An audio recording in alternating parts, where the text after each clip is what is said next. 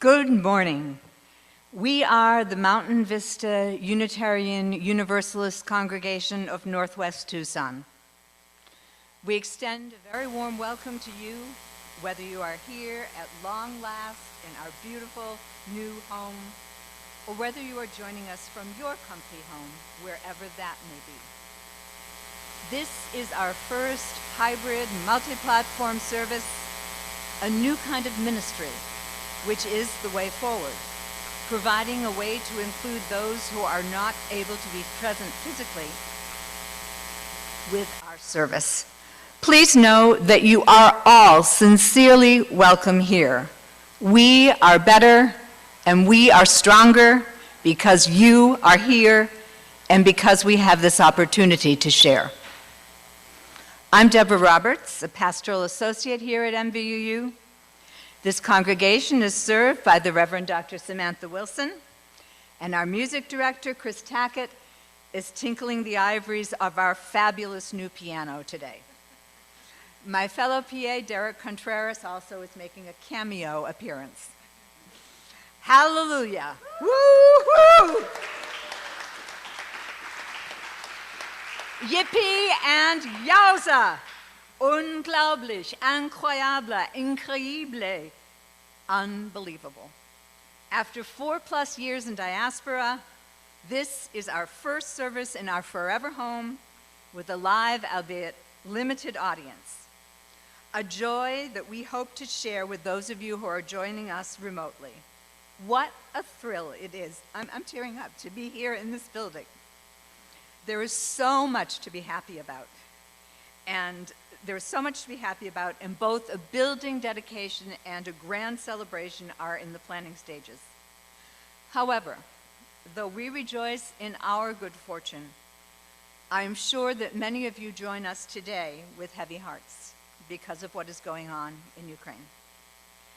While our period of homelessness has ended, many Ukrainians are now in diaspora because they have fled to relative safety from the cruel and unconscionable Russian onslaught. Our theme for this month is healing our relationship to resources. It is Stewardship Month.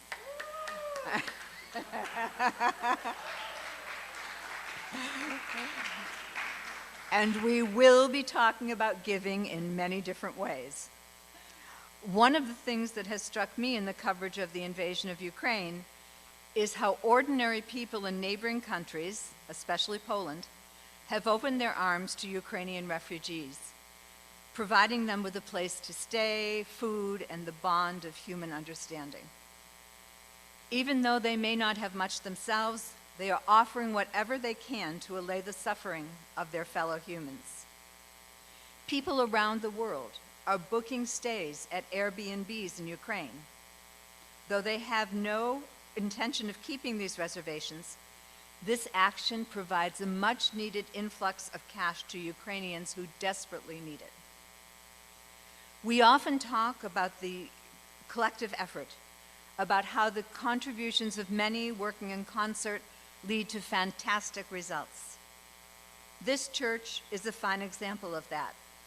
It took many hands and minds and, yes, lots of dollars to make our dream a reality. And the work continues. In the same fashion, it is amazing to see how Ukrainian men and women are working together to defend their homeland by selflessly taking up arms, making Molotov cocktails, sabotaging the invaders in any way they can, and standing together to block Russian tanks from reaching their destination. Their courage, determination, and cooperation is remarkable. And while many predicted that Ukraine would fall without much resistance, their efforts have so far kept that from happening. By working together and pooling resources, much can be accomplished.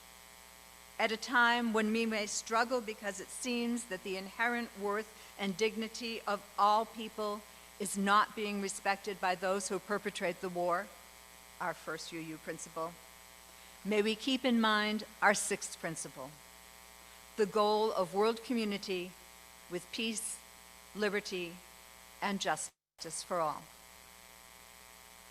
As we enter into a time of reflection and contemplation, we light our chalice, a symbol of freedom and refuge in the dark of despair.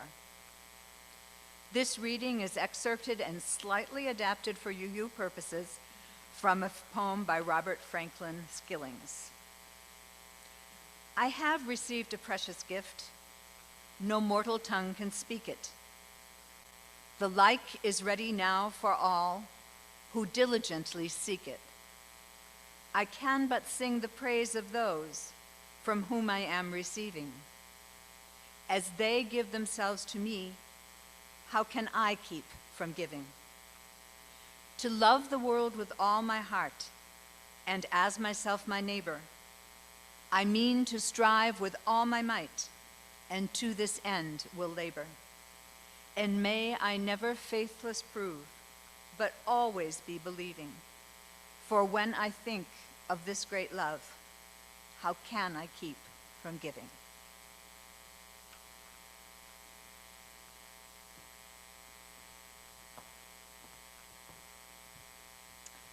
Before we break into song with each other today, there's just one more act of gratitude to do with one another, and it's for an invisible people who operate behind computer screens in the back.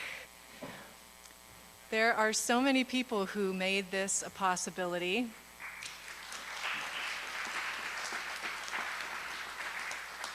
Unfortunately, I am beckoning you.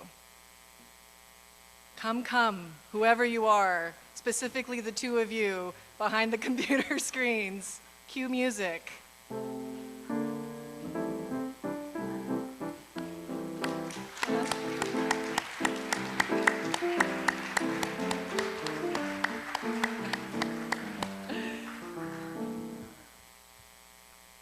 Trill, thank you.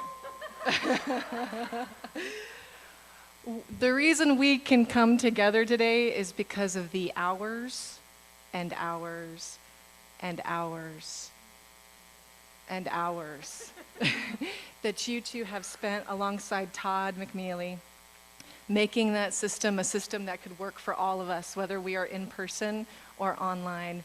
We are so incredibly grateful for you. Thank you for making this a possibility.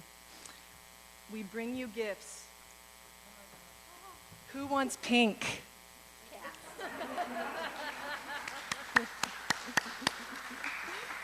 Would you like to say a few words? I always want to say a few words, and there's not really time for that, so I just won't get started at all. But it's been a pleasure helping you out. Thank you. It's my honor, thank you.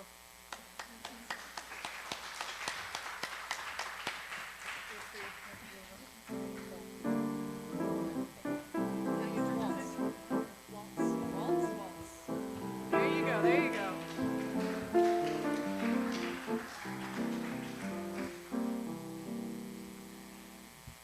Now, there is a beloved song that this community used to sing a lot together in person called the Covenant Song. And this song was written and created out of your actual covenant that you have together of what you promise to do and how you promise to be together. And in the spirit of coming back into the building, we're going to invite you to speak it into your masks if you are here. And if you are online, sing wildly loudly into your computer screen. But I also invite you to do something else. As you're saying it into your mask, if you're here in person, go ahead and stand. And you're invited to make eye contact or connection or an elbow with someone near you, just to feel what it feels like to be in shared space together again as Chris plays and sings for us. If you're online, find every beautiful name on the participant list and say it into the chat box. And we're going to fill this physical space and our online space with our welcome.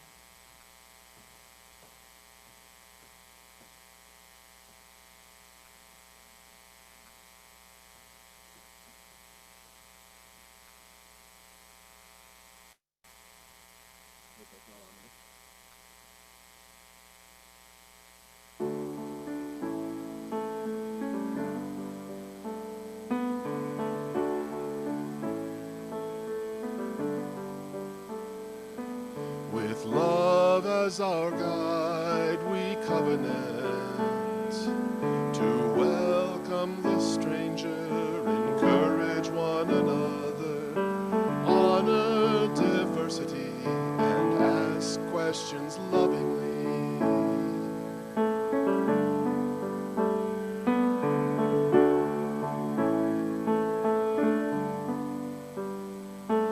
With love as our guide, we covenant to seek comprehension. Together we listen, trusting in you and me when our hearts beat differently.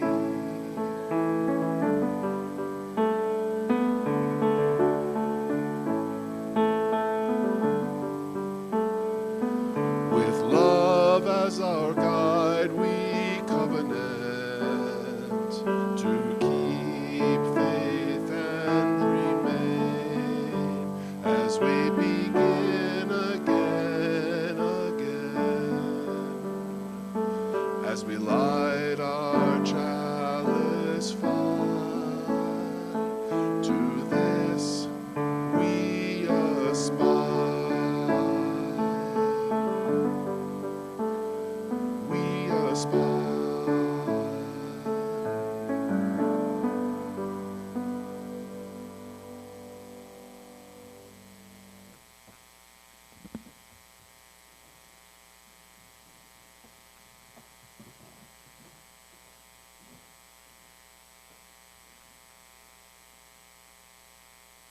Wherever you are, whether you're on Zoom with us, hello 42 people. Whether you're in person with us, be where you are.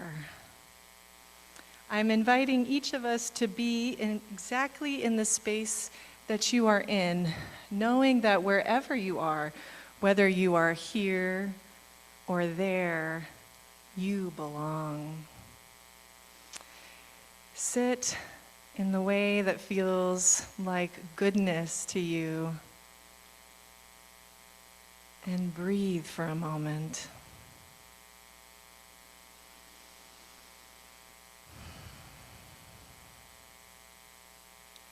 Take it in.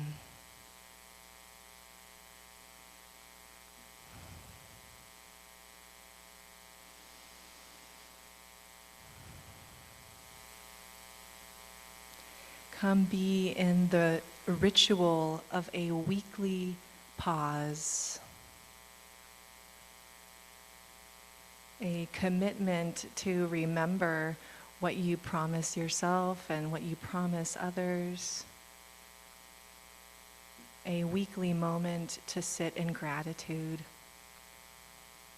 awestruck by what is both beautiful and terrible around us.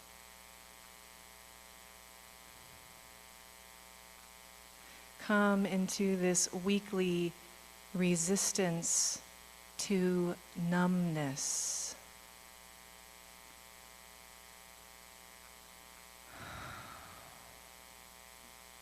Come into this weekly resistance to anesthetization, a refusal to be unfeeling.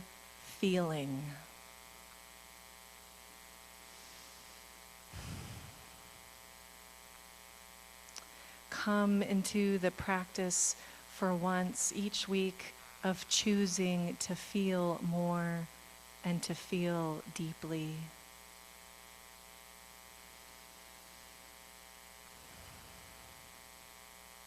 Come into the weekly practice of noticing and witnessing your life.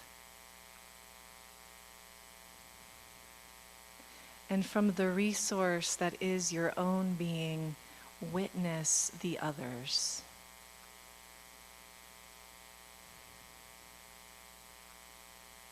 Let yourself be impacted by the world.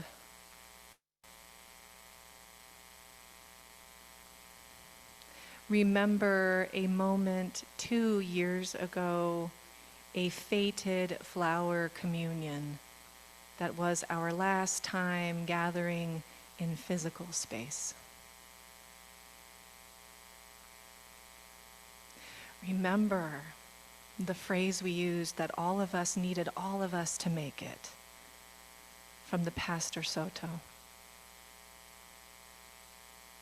Remember a piece of paper stuffed into an order of service begging you not to disconnect. Promising you we could do it differently.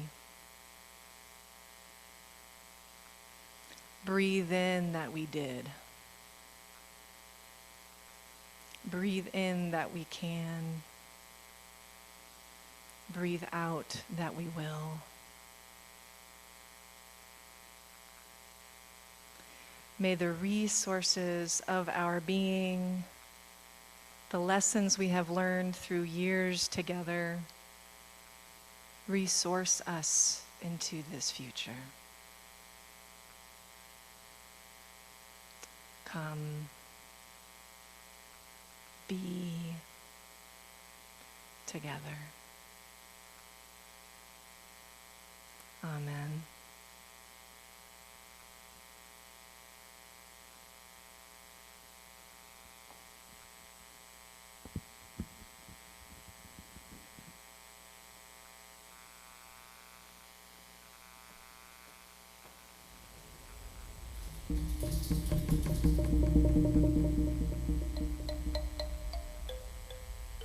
My research does show that they're communicating. Yes, it's a method of communication. These plants are really not individuals in the sense that Darwin thought they were individuals competing for survival of the fittest. In fact, they're interacting with each other, trying to help each other survive.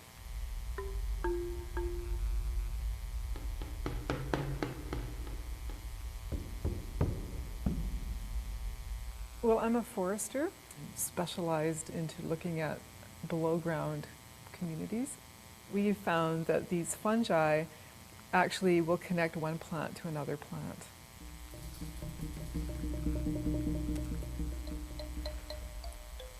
Okay, so this tree here has got roots growing out everywhere, and as we get further away from the tree, we're more likely to find its roots, the ones that are involved in this trade.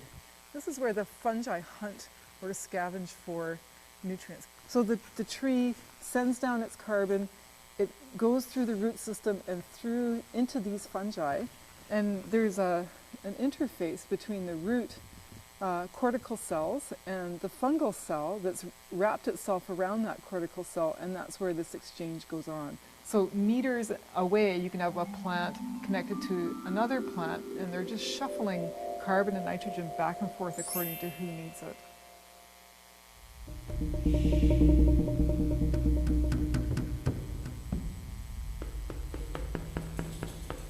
The mother trees we think of as the big old trees. They catch your eye when you walk into a forest. This Douglas fir is about 500 years old. It's a massive tree that will have an enormous network associated with it. So you could think of this as a mother tree. You know, it's in the sense that it's a dominant tree in the forest. It's probably networked into all of the trees all around it, even though they're of different species. So this tree is probably linked over to trees as far as you can see. It's just that there are trees in between that are the bridges for the network. Forest ecosystems are really complex systems, just like the Earth is a complex system, the biosphere. And the way it works is that we have all these parts, and all these parts are working together, like the fungus is working together with the tree. It's a lot like how our brains work. In neural networks, our brains are comprised of neurons and axons, and these neurons are physically related, but they're also, almost metaphysically related, because they're sending messages back and forth and they're building upon each other. It works a lot like a forest ecosystem. So in this forest, the fungus and the tree working together allows lots of structure. That structure is expressed in species diversity or structural diversity of the forest. And that diversity is really what gives the forest resilience. The resilience to withstand unexpected events like a fire that might come through, or an insect, or a windstorm. Well, somebody's going to be left standing because there's a diversity there.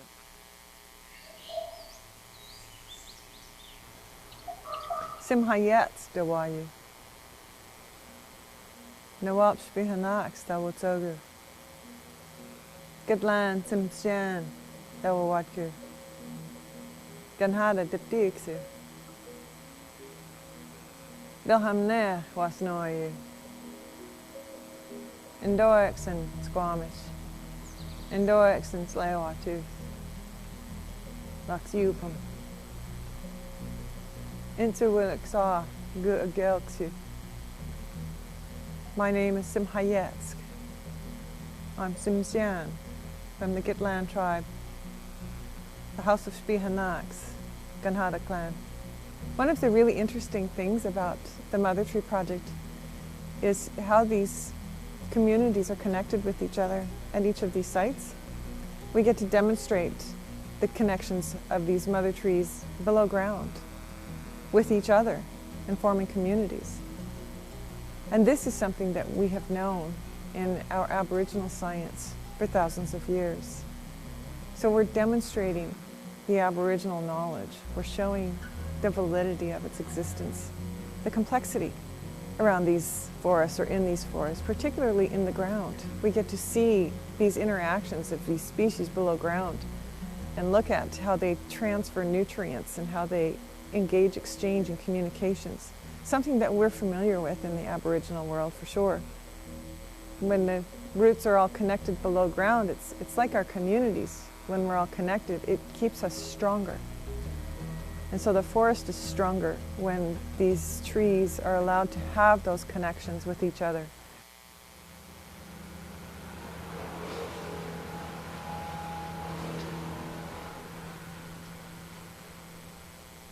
Some of the forest practices that we have done pay no attention to the role of these mother trees, or that trees actually will move some of their legacy to the new generation. We didn't pay attention to it.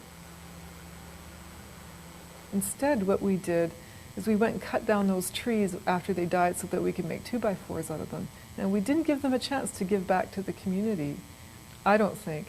So what those dying trees will do is that they will also move resources into living trees, to the young ones coming up before they completely collapse.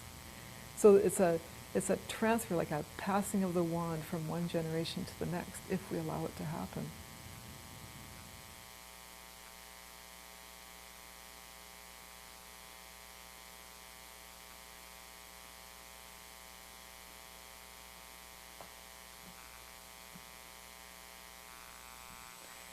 Join me in a responsive prayer with words inspired by a nonviolent communication facilitator named Mickey Kashtan. You're going to respond with the words on the screen at home or here in the building. Say it after me. Every tree wants to make a forest. A seed does not break open because it dreams of domination.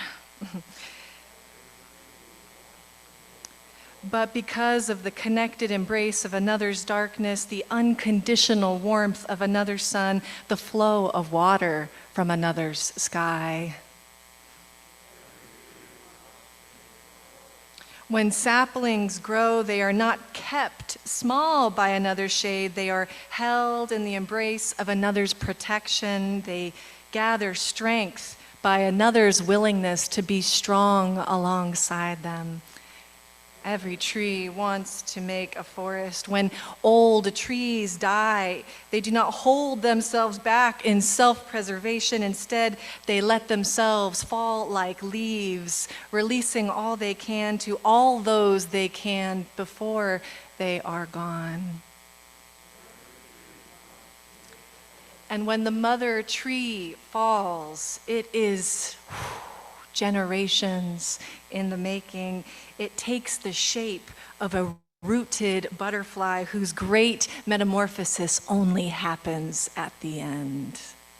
Every tree wants to make a forest, and in the broken, open sky, Where the mother tree once stood, sunlight pours into the community of trees, resilient and resourced and ready only because every tree wants to make a forest. May it be so.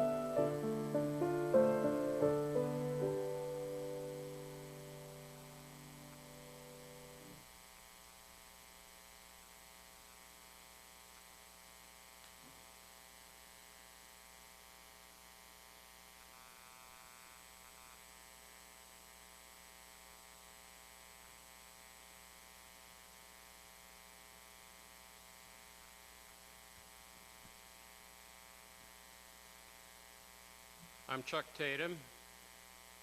How fitting that Reverend Sam selected a video on trees and the vitality of trees and the interdependence of trees and people. Because I'll be talking to you in part this morning about trees.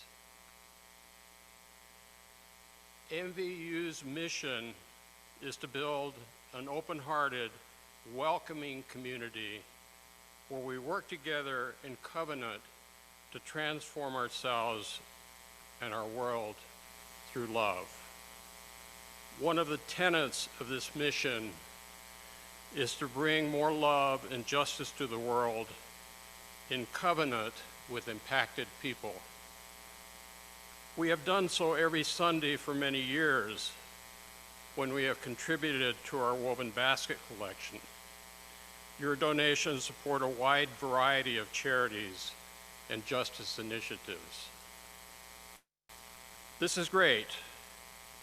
And at the same time, I know that many of us would like to be involved more directly in supporting and partnering with impacted communities, especially those that surround us. Even as our building was being prepared to welcome us, we have talked about the great potential that our unique and privileged location within the Flowing Wells District could afford us to use our new home and our resources to engage in neighbor-to-neighbor social justice ministries. Flowing Wells is a working-class community of over 16,000 people. The median income is $38,000. It is highly diverse. Approximately 44% of its population is Latino, and to a lesser extent, African American and indigenous. COVID has temporarily put on hold our dreams to develop and launch neighbor-to-neighbor ministries. Yet the pandemic has not hampered us entirely. As many of you know, our School Partnerships Initiative was launched 1 year ago. We have worked to develop meaningful relationships with 2 elementary schools, Laguna and Hendricks being virtually across the street. Thanks to your donations, we have monetarily supported the students at these 2 elementary schools with $3,000 devoted to the purchase of backpacks, clothes, and school supplies, and $1,000 to purchase gift cards for a pre-Christmas clothes shopping event for 50 students at JCPenney's. 2 members of our team are assisting students in the classroom at Hendricks. 5 others on our team committed to do so, but due to COVID-related concerns, they were unable to follow through with that. Today, I would like to enlist your support to participate in a campus beautification project at Laguna Elementary School that will take place at the end of this month. Many members of our team were given a campus tour of Laguna last summer. We heard Alan Schmidt, and you will hear him again today in a video. We heard Alan Schmidt, the school's principal, talk passionately about the importance of transforming the grounds and buildings of that elementary school to provide a place of beauty, respite, and inspiration for students to spend the better part of each school day there. This, he told us, was especially important because 91% of Laguna's students live below the poverty line, and many of them experience unstable family situations. His dream, shared by 58 teachers and staff, is to provide students a beautiful campus to enrich their educational experience and support their welfare. He talked to us about beautifying the Laguna campus at this introduction to his campus. The Laguna Campus Beautification project is now going forward and is coming to fruition. At the end of March, during the school spring break, volunteers from MVUU and other organizations will plant trees, remove debris, level the football track, and engage in other physical labor to beautify the campus. At our request, Alan has designated March 26th as MVUU Volunteer Day. Our school partnerships has committed $2,000 towards the purchase of the trees and related needs.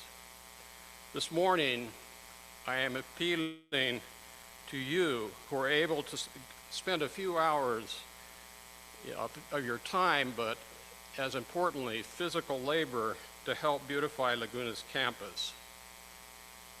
This and your ongoing monetary support have and will impact a community of students who are our neighbors. You can find a sign-up form in Friday's newsletter, and I will be signing up people after the service as well. If you're unable to volunteer on March 26th, you can do a day earlier on Friday the 25th. Let's show up for Laguna students. Thank you.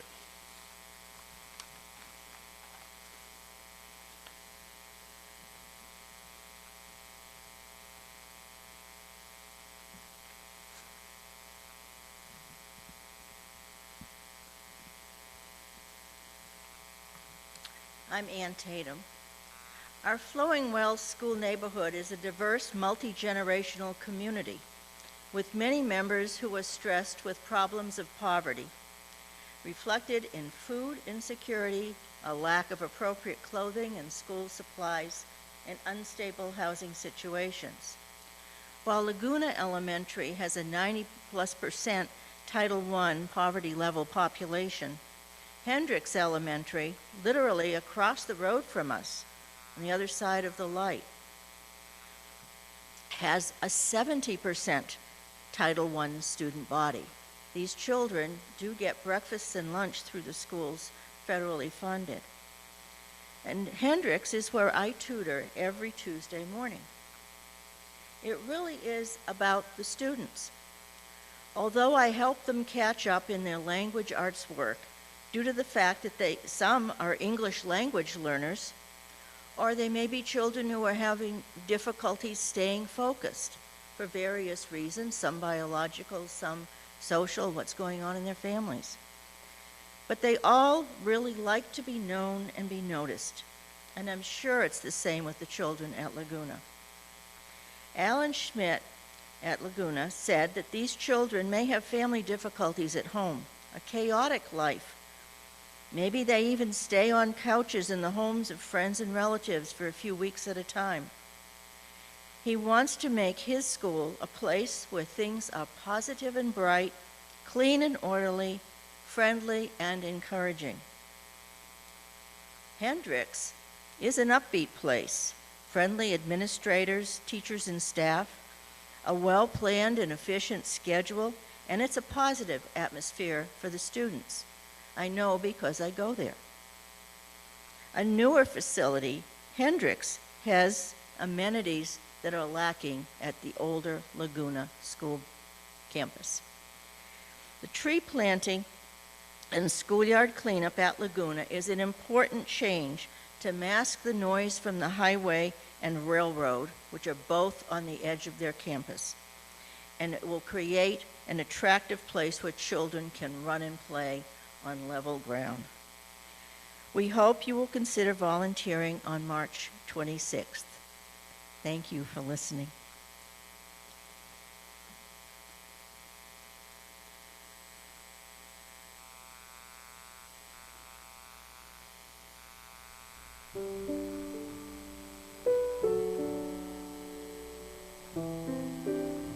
Hello, my name is Alan Schmidt. I'm the principal of Laguna Elementary School. Laguna is a small school in Flowing Wells School District that has been around for quite a while. Laguna first opened our school in 1889 as a community school. We are a community school today. We have 400 students who attend Laguna Elementary School. We pride ourselves in building relationships and having students who strive to learn and be future leaders in our community. So as you see behind me, you'll see our playground, one of our 2 playgrounds. As you see, it's an old school. Being an old school, it has old facilities. And one of our missions, one of our goals is to really step up and bring up our buildings, our facilities, and our playground. One of our goals and beliefs is that students need a beautiful place for them to play, to come to school. And we believe that if they have a beautiful place, it will actually encourage them and make them feel better and happier and want to learn more and feel safer.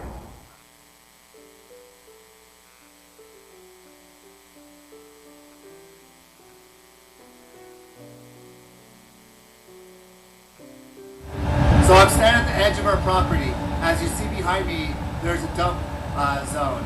People in the neighborhood have dumped belongings, dump things, and it creates wild animals because of coyote back here, and also we've seen homeless people back here going through the stuff. We actually had a homeless camp back here as well. And so it provides an unsafe spot for kids.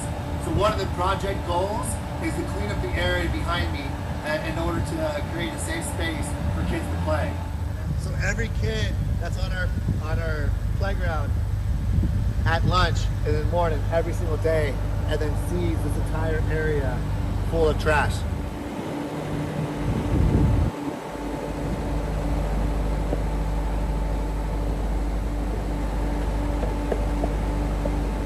So right now I'm between the two fences.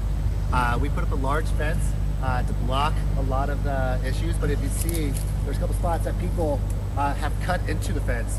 And you can see right here, they cut into the fence to get into their property and they break in. Partly because they can't be seen. There's a huge weed. So one of the goals of this project would be to cut and remove these weeds. And if you can see behind, in between the two different fences. As you see right next to me, I'm standing next to a tree they planted, I don't know, 10 or 15 years ago, but they didn't have water to it and it died. And so one of our goals is we're working trying to get irrigation to water the trees.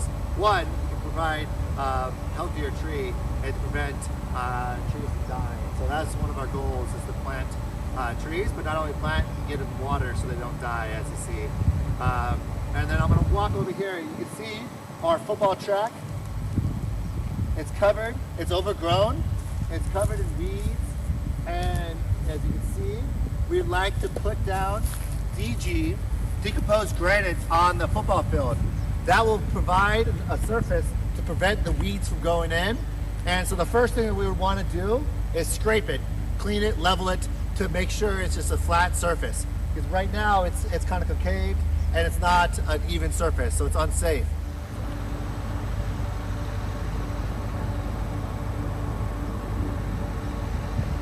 As you see, we have all these gopher holes. It's up to the point where we can't even use this field anymore because of all the holes from the gophers. So one thing we want to do is level it and fill them in, put some sand, and so that creates a flat surface. And try to do preventive maintenance so it doesn't happen and get this bad condition in the future. Behind me, you'll see a track. They put this track in about 10 years ago, but what happens is, especially during the rainy season, weeds will grow into it and goat heads will get into it. And it will be hard to walk on it and ride a bike. So we have bikes for kids to use. However, they can't use it because too many flats because of goat heads. And so one of the goals is to put DG on this track as well. One, to prevent the surface from weeds from going in, and two, to prevent the goat heads from getting onto the bikes. And then it creates a beautiful space for kids to be able to ride their bikes. And if you see behind this area, you'll see they actually have like a track and a loop. But if you see in the back corner, there's actually weeds on it, so we can't even use it because there's so much weeds grow, especially during the monsoon season. It's just really hard to use this track because of the conditions. See, this is one of our old water fountains that was put in, I don't know, 50 years ago, and it hasn't worked in many, many years. And so right now, if you can see that building way far in the back corner, that's the only spot where there's water on the playground. So one of our goals is to add a water fountain here for kids to have access right next to the field, next to the chicken coop, and make this area where we have fresh water for kids. Well, I want to thank you for the opportunity to present Laguna Elementary School. As you see, we have a rich tradition and a great school culture, but we are an old facilities, an old building, and we've been here for a while. And so we appreciate the willingness to listen to our project, and hopefully we can partner together and create create a better place for kids to learn and grow. Thank you for your time.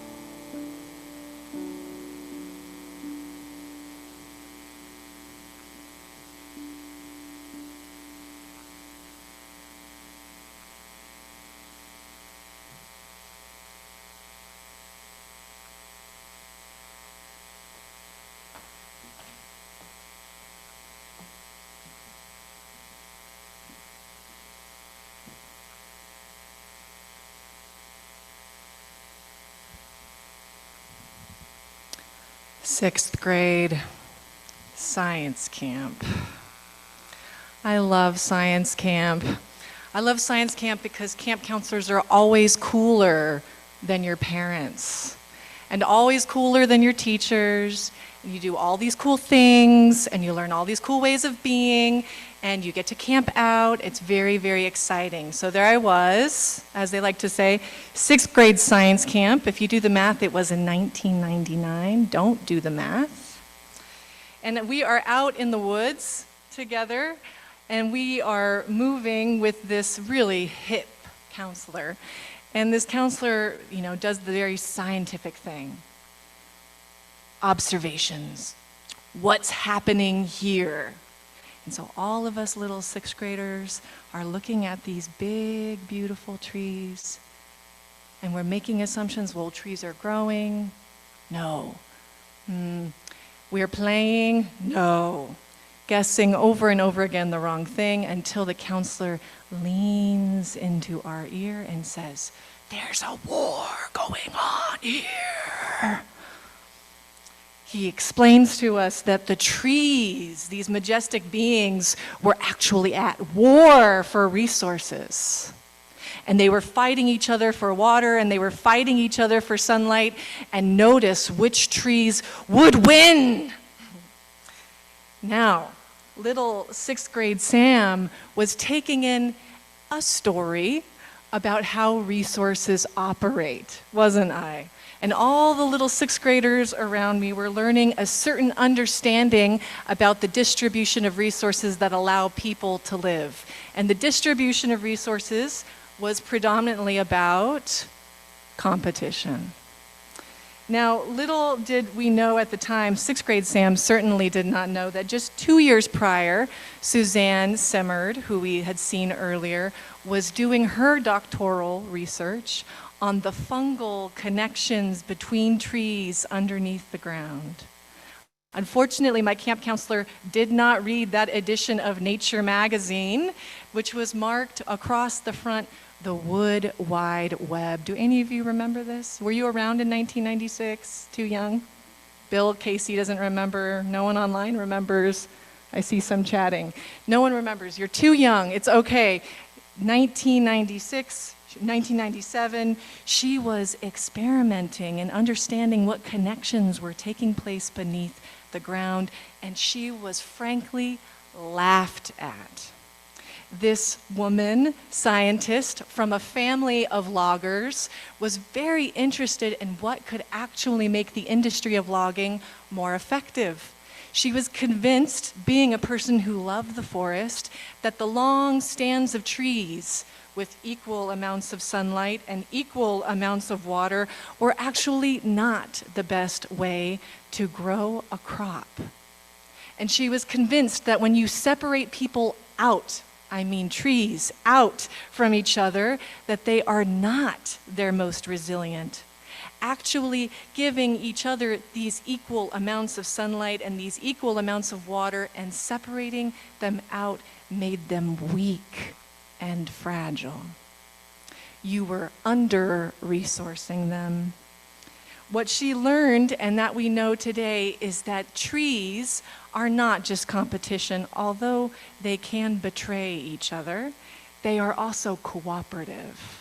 And that beneath the surface, they were trading resources, trading information, trading possibilities of threats. When old trees died, they didn't wait till the bitter end. They actually moved their resources into other trees.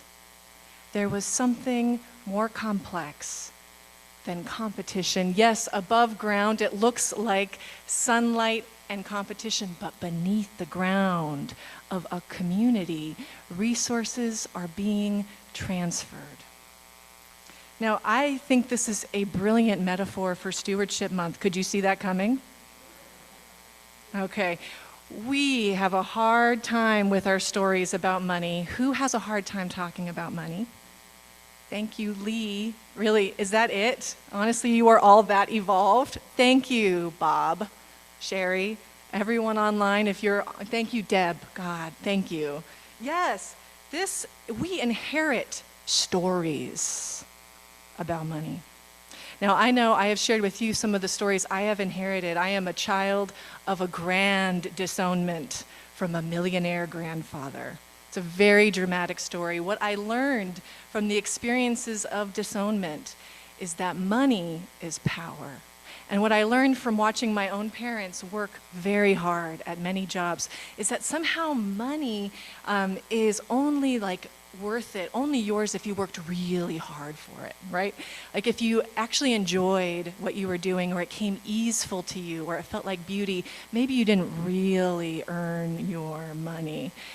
I also learned that when I was a young woman in my career, that asking for more money, I wonder if other folks who identify as women had this, at a job, risking saying, I think I am worth that, meant risking the job entirely. So I learned a whole lot about money. I learned a whole lot about the willingness not to talk about it, that it got filled in with the ways we behave about it. And so I learned that if I were to tell you, for example, all the information in my bank account, you would not be just looking at numbers, no, you would be looking into my soul, wouldn't you? Your perspective of whether I earned it, or how I spend it, or how I invest it, or if I'm worth it. And I imagine you feel this too. Imagine if I could instantly flash all of your bank account information over all of your heads. Are you panicking? They teach this in seminary. Thank you for laughing. Yeah, they teach this. No, I won't do that to you. But imagine if I were to tell you mine. Can you imagine how it would feel if I were to say right now, what's in my bank account? Would that be too uncomfortable? No? Okay. Here's what I have. 500 in checking. 11,000 in savings. 2,000 in credit card debt, wedding. 17,000 in student loan debt. I'll get paid on the 15th for my day job, 2,300. I got $70K in a retirement because of a divorce from someone with a really nice job, but I mostly got that in the stock market, watching as human suffering equaled more income. I have $15K in retirement from my day job. My partner and I own both of our cars, but we are renters. How do you feel? What do you notice? It's not for pity or curiosity. What comes up in you when I tell you what I have financially? Judgment? Curiosity? Whose was all that? Is all that really mine? And if it's not all mine, I think about that money from the stock market or that money from the divorce. I think about the paycheck I get on the 15th. Whose money was that that shows up for me in my family? And what about you? What stories did you inherit about money? Now, some of you might not know that I actually work 2 other jobs. As a consultant in the evenings and early mornings at 6 a.m., I help people with conflict. And then those additional jobs were for the purpose of getting childcare. Now, at some point in the last year, I realized I couldn't make it work. Being a single income family with a partner experiencing chronic pain, I would need more help. I was telling this to a mentor, and she said, you should contact the UUA. The UUA has a sustainability fund for ministers. I emailed them. I told them I needed more help. They asked me, how much do you need? I calculated diligently everything I thought I would need to say to them to convince them that some more therapy or an extra day of childcare would certainly help me and my family offset the costs of physical therapy and healthcare bills. Maybe they said, what would you like? I said something between $3,000 and $5,000. 3 days later, there was a $4,000 check in the mail from the UUA. No questions asked. Now it brings tears to my eyes, not for pity or for asking you for money, for me personally, but I cry because of flow. That's what flow feels like. It's when people in a community feel safe saying, I need help. And we actually respond to them. I cry because I think that's what the point is. I think that is the point of spiritual community, that we can actually say, I need help. And we respond to each other. Now, flow, like love, can't be coerced into being. The moment you force love, you have abuse. So flow is something else that emerges, and it's driven by the questions of what needs are here? What are we all needing? And how can we all meet that? And of course, the money stories we tell and that we show up with impact us like little wounds and traumas that show up as we talk about how to manage these collective resources. And when we speak about money, we are talking about theology. When we talk about money, we're talking about who we are and what we value in a society that is unequal. So money is deeply spiritual and theological. And this could be an ecosystem where resources flow. And they don't just flow among us like a source to a sink. They move out of this gorgeous building.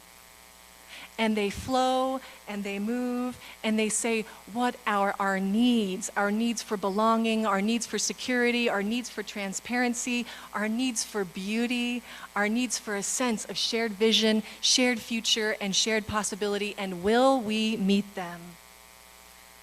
Now, I'd like to say that church is a lifelong science camp. This is the place where you come from birth to death to experiment with a new way of living, a new way of being, and a new way of belonging. And when that camp counselor walks in here with those 6th graders, and those 6th graders are asked, what is happening here? May our response be, these are trees growing a forest. Amen.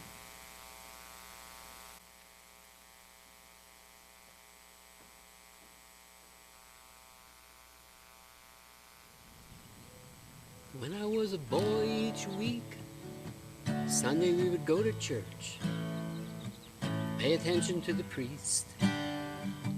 He would say the holy words, consecrate the holy bread. Everyone would kneel and bow. Today the only difference is everything is holy now. Everything is holy now. Sunday we would go to school, learn all about the time. Moses split the sea in two. Jesus made the water wine. I remember feeling bad. Miracles don't happen still. But now I can't keep track, 'cause everything's a miracle. Everything's a miracle.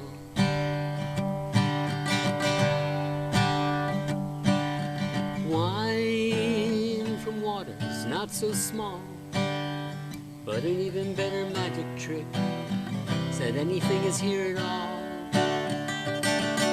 So the challenging thing becomes not in seeing miracles, but finding where there isn't one. When holy water was rare at best, barely wet my fingertips. Now I've got to hold my breath like I'm swimming in a sea of it. Used to be a world half there, having second-rate hand-me-down, but I walk it with a reverent air, 'cause everything is holy now. Everything, everything, everything is holy now.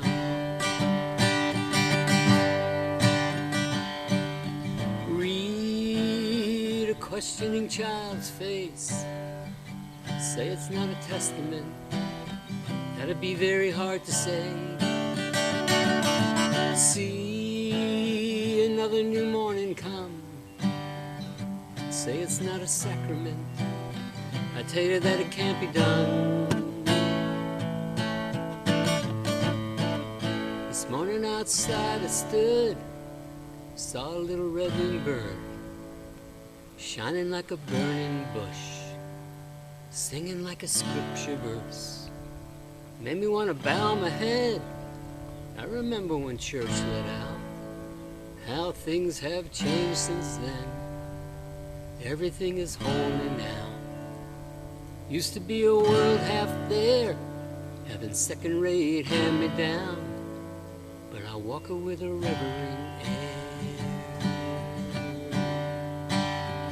'cause everything is holy.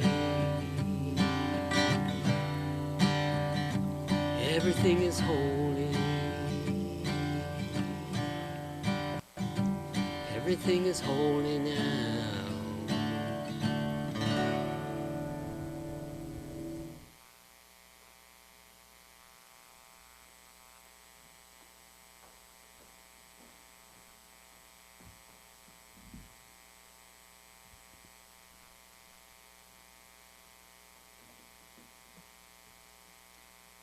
What are we needing now? It's a question that invites much contemplation and discussion, and one that we will continue to discuss during this Stewardship Month. This heart has been on the altar throughout the service. This heart, this glass heart, was intentionally broken and then put back together again, opened up and closed back up. And in so doing, it became more beautiful. Today, our hearts are also split. We feel for those children at Laguna Elementary School. We ache for those in the path of war in Ukraine. But we rejoice in our good fortune in being together in this beautiful space. Thank you for being with us today. Whether you're joining us from home or whether you're physically present here, thank you for your open-hearted engagement. And may you go forth with courageous love in your hearts.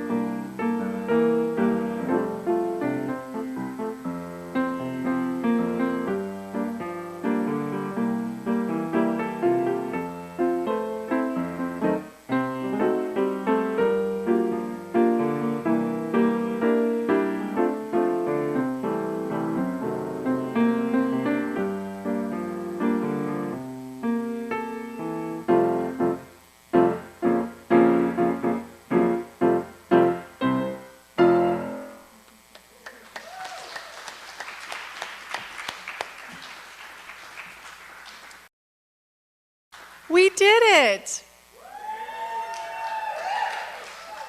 I feel like there was no major snafus. Would you agree? Good answer. That was the correct answer. I'm breaking the fourth wall just because it's worth celebrating. Congratulations, everyone. The greeting team, the welcoming team, the hospitality team, our brave first-time visitors, our speakers, our PA team, our musicians, for Dan, for Chuck, for the whole team. This was a community effort, and we're going to keep learning as we go. Because this is our first time being open, you may now exit out the right-hand side doors. If you did bring an offering or a pledge that you want to give, Barb Seyfried has a bowl for you to take those. There are breakout tables. If you're interested in sitting at a table and doing joys and sorrows or reflecting on the service, those breakout rooms are available in the back corner. We hope you have such a good time together. Thank you for being with us on this first big day.